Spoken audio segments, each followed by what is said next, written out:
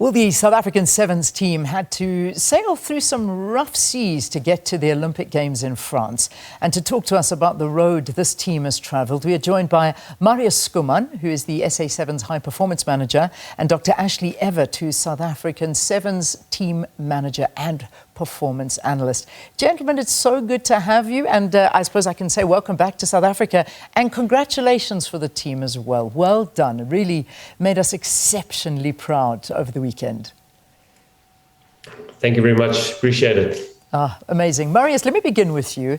I mean, there was at one point a very real chance of this team not even making it to France when they eventually got in through the back door, basically, in that tournament in Monaco. And of course, post-COVID, what happened to the team? I mean, it had been possibly the most feared team on the circuit.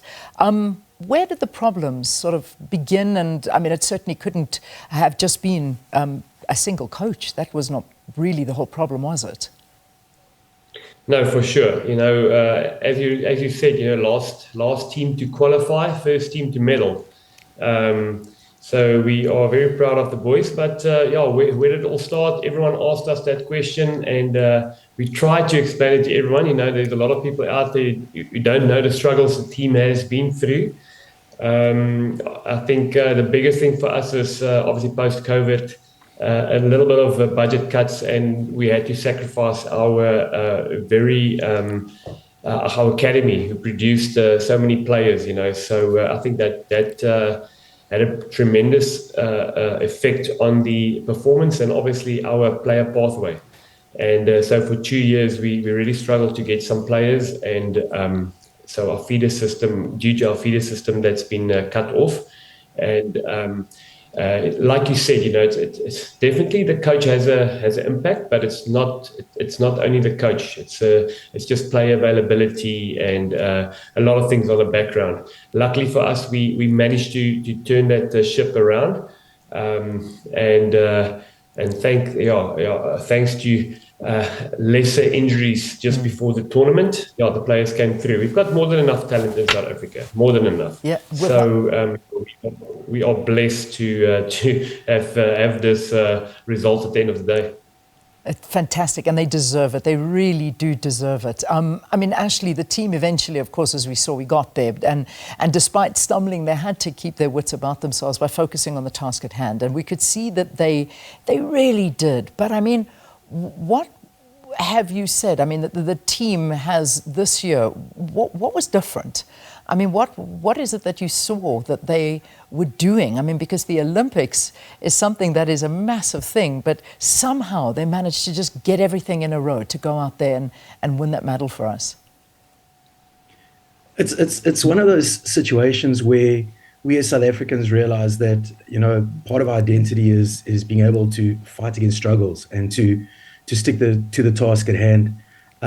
We obviously went through a really tricky part of our early season, and the coaching staff and management came together and had the discussions with the team and set small goals in place. And you know, the first goal was obviously to qualify, was to stay on the World Series, to make sure we finished top 8. So that goal was achieved.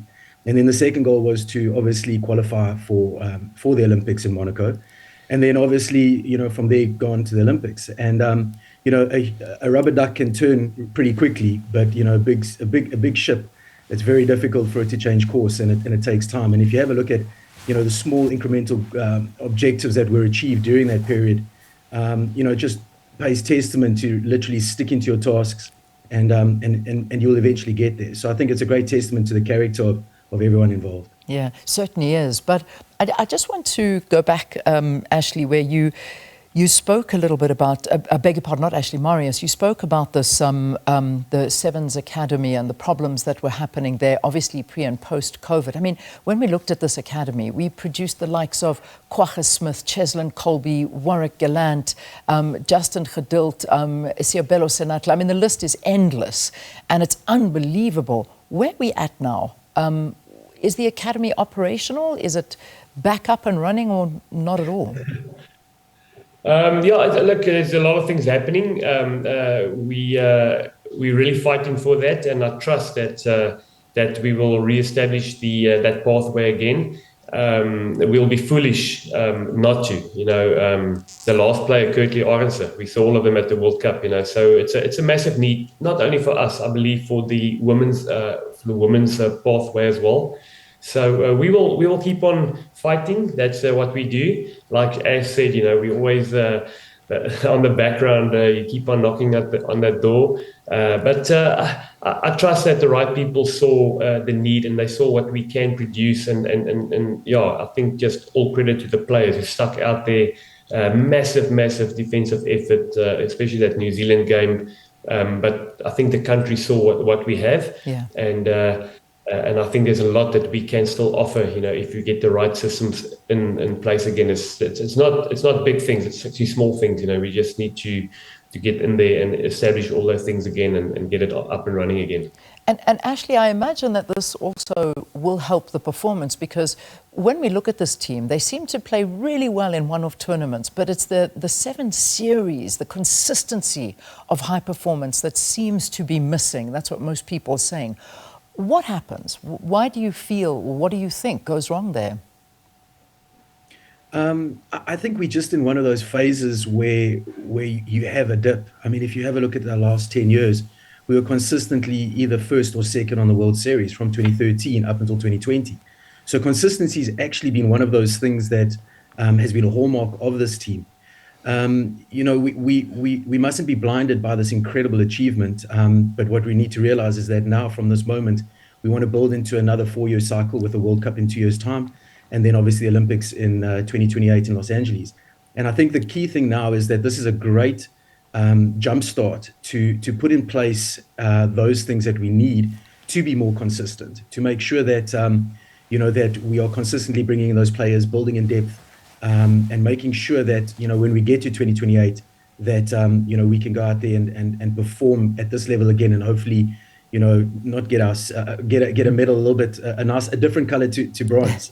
We've been blessed to be in 3 Olympics and to get 2 bronze medals. But hopefully we can take it one better. Yeah, exactly. Listen, we're not turning our noses up at the bronze, because they really made us proud. But I mean, Marius, you're also tasked with leading the Sevens project to the top and making sure that the women's team is on that upward trajectory. In your opinion, I know we don't have too much time, but what areas are you looking at? You speak about LA in 2028. What are you working on? We need now a silver and a gold to add to the cabinet. No, most definitely. Look, I can't speak about the women. It doesn't fall under me at the moment. Lynn Cantwell's in charge there. But they are working really, really hard. I truly believe that establishing the Sevens Academy for them as well, they've never had it. That's a massive need for them as well. We need players through that system. We need to give them, the coaches, the opportunity to pick from a wide range of players. We have already started our contracting process and are planning for the next 4 years.